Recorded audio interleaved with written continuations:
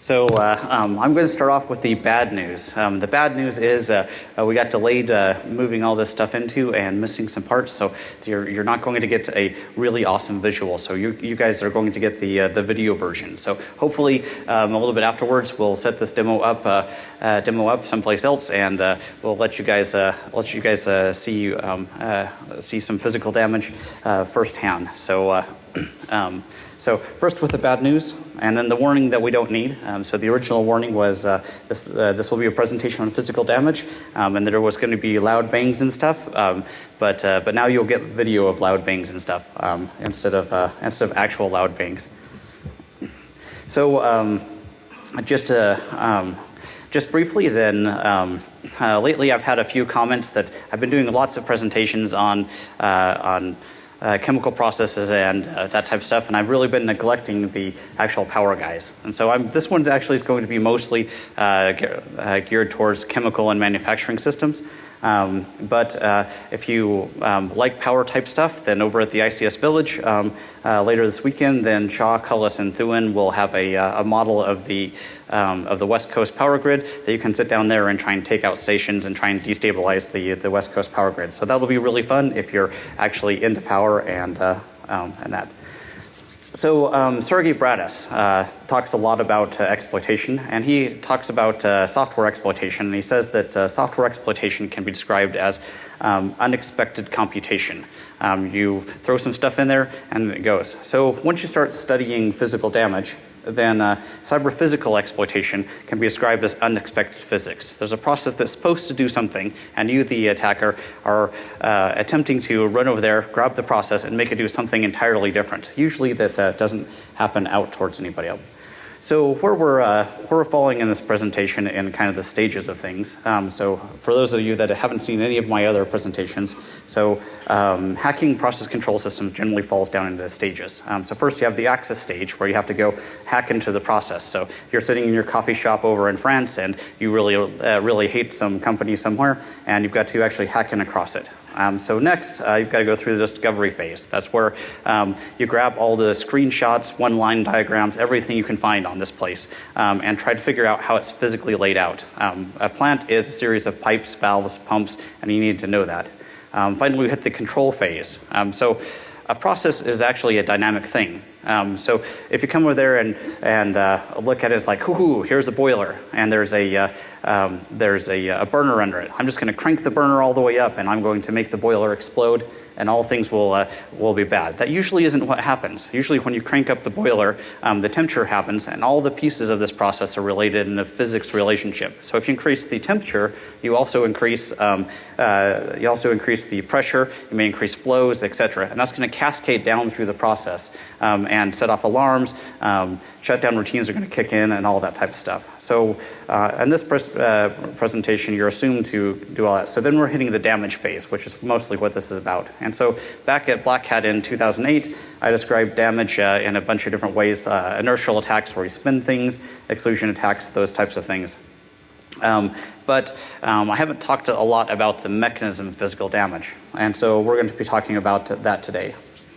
So this is pretty typical in my day. So I come over there and I hack across all the things. I get through all the microcontrollers and stick some firmware implants in and tell the people that hired me I have full control of the process. And they're like, okay, show me insert evil thing here. You know, if it may be I want you to try and make the screw come off the back of the boat, or I might want you to run one car into another car or something like that. So I say, okay, I have full damage, and they say, okay, show me this evil thing. I'm like, give me a couple of weeks. And they're like, I thought you had full control.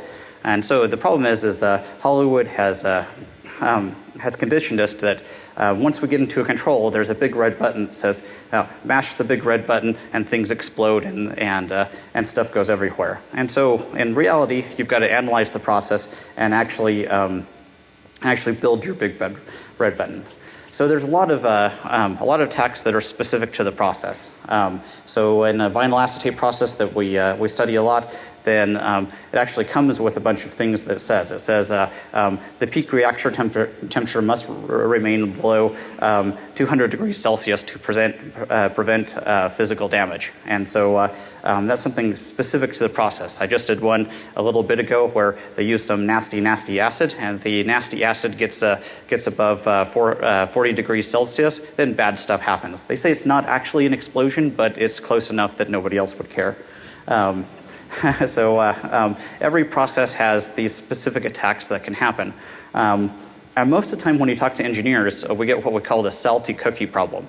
So if you, there's an experiment that was done a number of years ago, actually in a cookie factory. And they went up to all the engineers and said, okay, if you can hack into this cookie factory and really do some damage, what are you going to do to this cookie factory? And almost all the engineers came up with the equivalent of salty cookies. They're like, oh yes, there's this recipe for the cookies. We'll just add lots of salt to the cookie. And then the machine will put out salty cookies and they'll be salty. And then they threw the hackers at it. The hackers went through and crashed all the PLCs, and the cookie dough set up in the pipes. And then they tried with heavy water pressure to push the cookie dough out of the pipes, and then they tried chemically eating the cookie dough, and eventually they cut the pipes out and threw them away and put in new pipes. And so none of the engineers actually thought about this very simple mechanical attack, because engineers think about the hard problems for the specific process. So usually the guys that run the process are really bad at predicting what the hackers are going to do.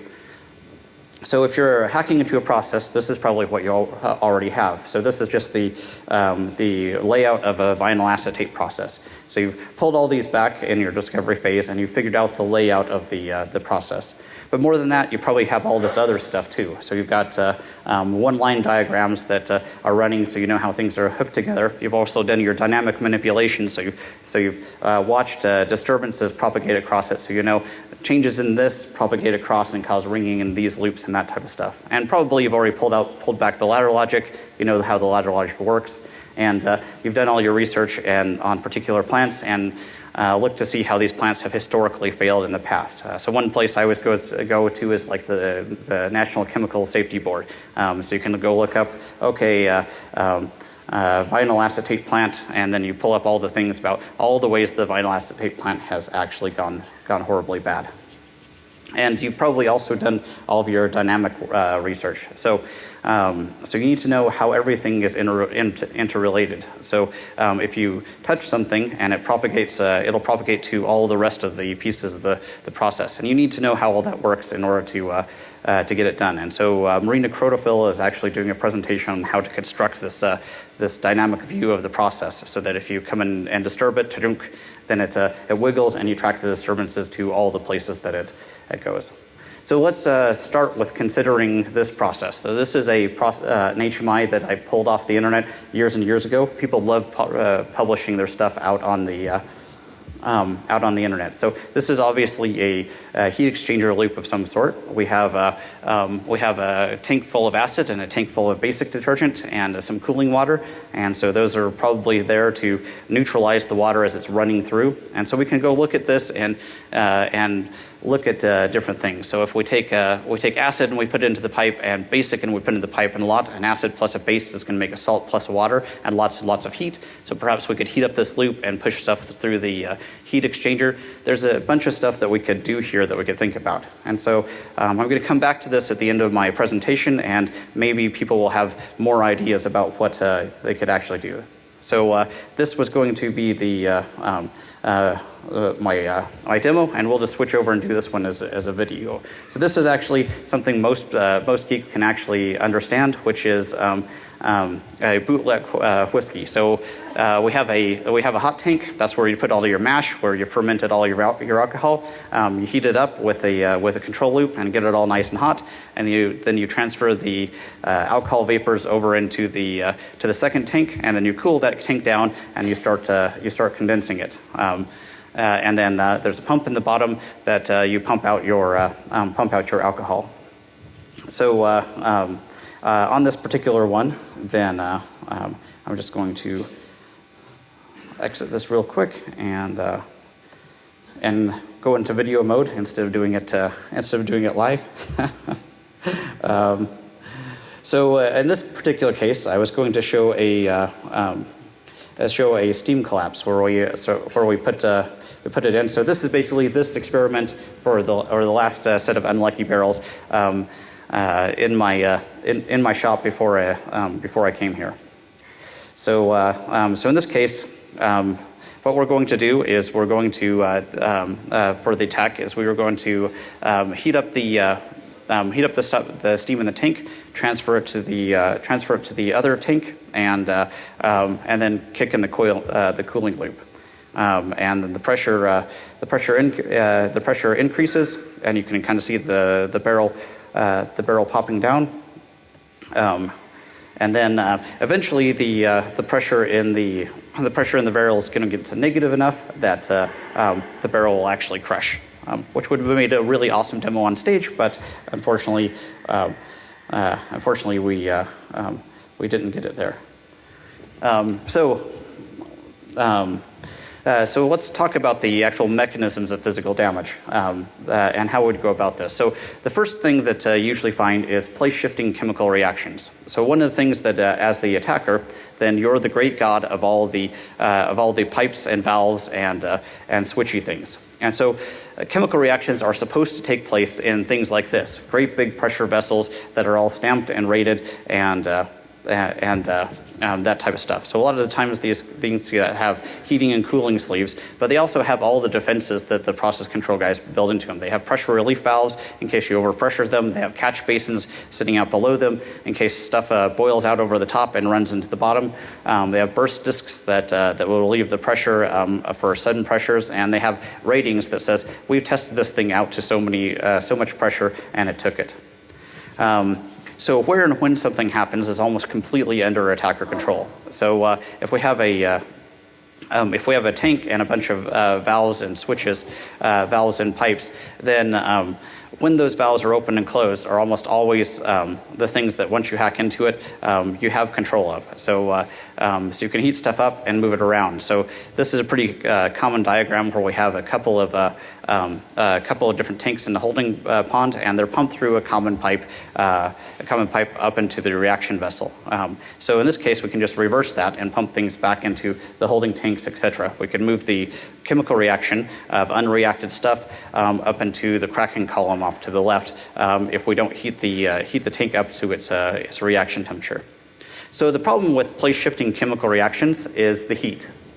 So if you take a bunch of unreacted chemicals out of a vessel and then you move it into the piping structure, most of the time it's not going to start reacting violently. So most reactions have an activation temperature, and so as the attacker, you have to go find an alternate method of heating it up. To move it across. So we'll cover that a little bit more later. So the next mechanism of physical damage I'm going to talk about is when water doesn't stop suddenly. So if you have a bunch of stuff, if you ever have a house that you go and you turn the faucet off, and then off from some other part of the house you hear a thunk. That's actually a water hammer. So all the water when you kick off the faucet is backing up until it hits an elbow, and you actually hear the elbow go thunk. Pressure transients are the basis for most attacks on the piping infrastructure. So in this case, you have you've got a pipe. If the valve closes fast enough, then a pressure transient is going to run from the valve back and hit and reflect back off of it. So the water moving through the pipe is actually the weight actually increases exponentially with the size of the pipe. So if you have a 4-inch pipe that's running 60 feet, then you've got about 1,200 pounds of force going there. But if you have a 12-inch pipe running the same distance, you've got about 11,000 pounds of stuff running in there. If they're both running at 30 miles an hour, when it suddenly stops, that's a significant amount of force.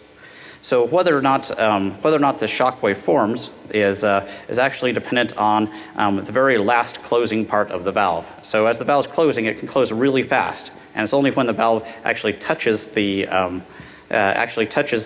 seal that the water hammer forms. And so we did a bunch of experiments with them, and so you never quite know where the water hammer, what the weakest link is going to be. In this case, the weakest link In one particular case, the weakest link actually was the seals on the valve. And so in this case, we've got the valve, we closed the valve really fast and we're going to try and damage the piping structure. But really what happened was the seals blew out. And they're only little holes, but at 75 PSI in a big pipe, this is basically several garden hoses worth of stuff shooting out the bottom. So in this case, what happens is we're like, okay, start the water hammer. And then like, turn off the water. And the water wouldn't turn off. It just kept spilling out the front of the pipe.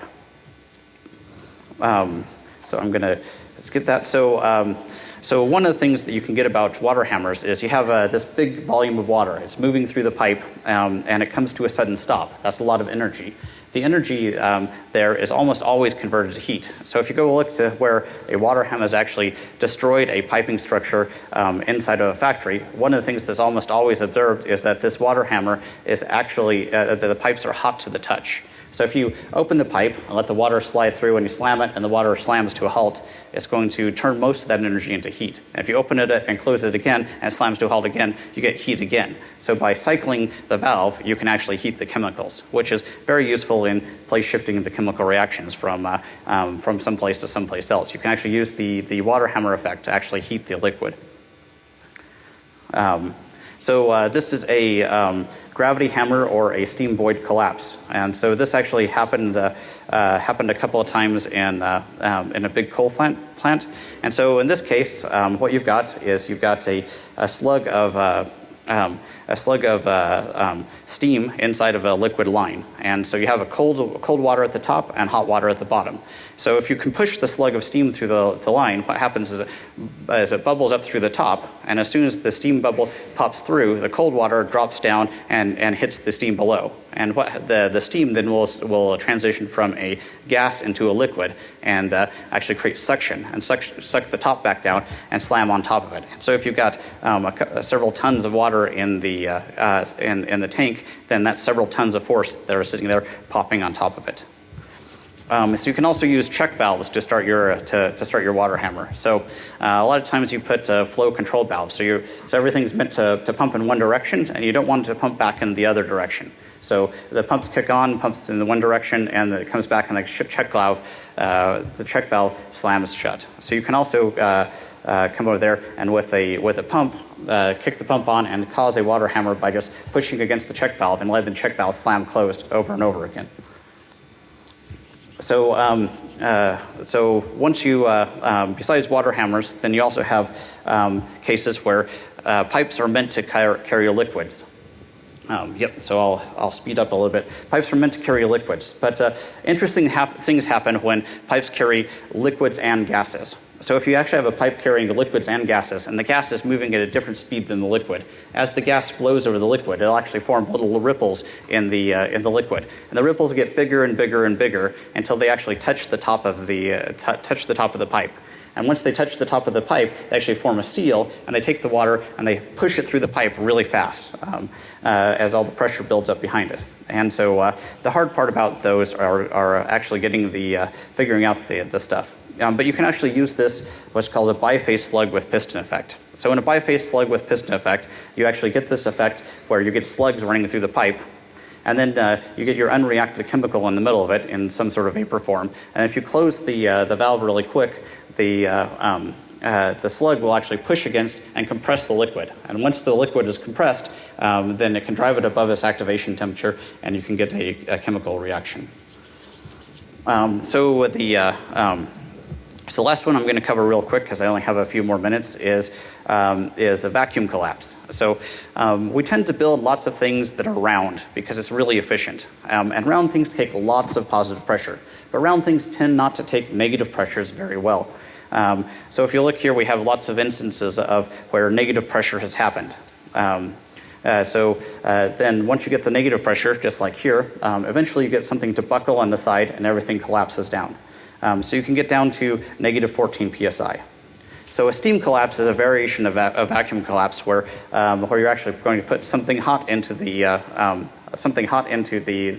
vessel, take it out of the vessel, and let it cool down. And as the as the steam transitions from a gas to a liquid, it creates a lot of force. So one cc of steam, or 1 cc of water turns into, it's like 51 liters or something like that of steam. So you get these massive pressures that you can actually sit there and crush it.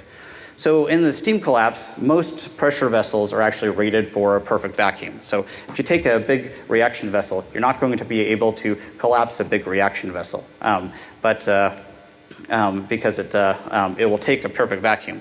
But while the vessel is stamped with a, I'm going to take a perfect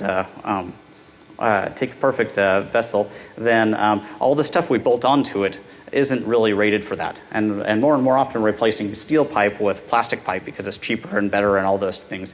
So a lot of times you can get a vacuum within the reaction vessel and then crush the and that holds. But then all the pipes and everything you hook onto it will actually crush. Okay, and so then the last one that I'm going to run over real quick before we end up is three-phase attacks. And so a lot of times in industrial processes, you have three-phase attacks that are motors and pumps that are going in three-phase. And so they're sitting and going around. But if you actually bring in a motor out of phase, when you bring in the motor out of phase, then there's actually a torque to bring them both into phase. And so if you have two generators sitting next to each other and you bring them in a phase and they're the same size, they're both going to be torqued back towards each other. If you have one bigger generator and one smaller generator, that's going to experience a lot more force. And so the classic case, this is pure Newtonian mechanics. The classic case of this was the Aurora experiment done at the INL, where they bounced the generator up and down off the floor and broke into little pieces. And electric power gets a lot of the three-phase attack love, but whenever you create the torque, that actually works on the working fluid. And so this is actually a failure right here of where a three-phase attack or three-phase incident on a pump caused a water hammer effect. And so in this case, the electric power went up and down. It brought a big pump in out of phase, and that big pump then caused a water hammer. The water hammer went down and destroyed the piping system. So by bringing in, by control of the electric power, you can actually cause transients to happen inside of your fluid systems. So, but as an attacker, you're doing all this blind. You have to go feel your way. And so this is a lot of what I spend my time looking at is how to go look at this thing. So this is a temperature graph of the barrels collapsing here. But at the end, you can see that instead of the temperature going down and we get a nice collapse at the end, you see a bump and a ripple going across there. And so this is actually what happens if you put a vacuum breaker on top of the pressure vessel. You can see the vacuum breaker kick in and stop the attack. And so one of the things that we have for the we study in physical damage is how remotely are we going to spot these types of defenses so that we can test something, move on, and go hit the next thing. So then I think I'm out of time. So then looking at this particular one, we have a bunch more attacks that we can do. If we wanted to do a vacuum collapse, we have a bunch of liquid in a tank and some pumps. Let's hook the pumps up to it and close all the valves and try to pump the tank out until it collapses. We have a whole bunch of valves. We can try to do water hammer, cycle these things really fast, get pressure transients moving around them. There's a lot more attacks that we can do that are actually kind of the bread and butter of things, and things that the engineers generally don't think of. So with that, I'm going to open up to questions, and I apologize for demo not working, but if there's any questions, I'll take them now. Okay, yes, I think we'll set this up over the ICS village, and we'll collapse them there.